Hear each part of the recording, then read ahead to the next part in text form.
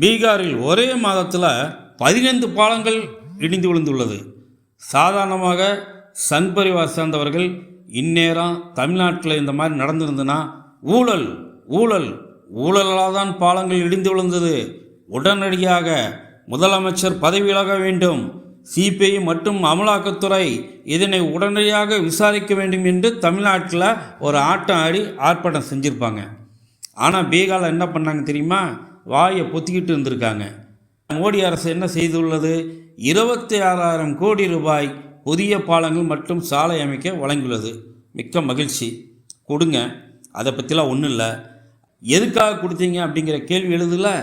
பாஜக அரசு, மோடி அரசு தன்னை தக்க வைத்துக் கொள்வதற்காக இந்த நிதியை ஒதுக்கியிருக்கிறது.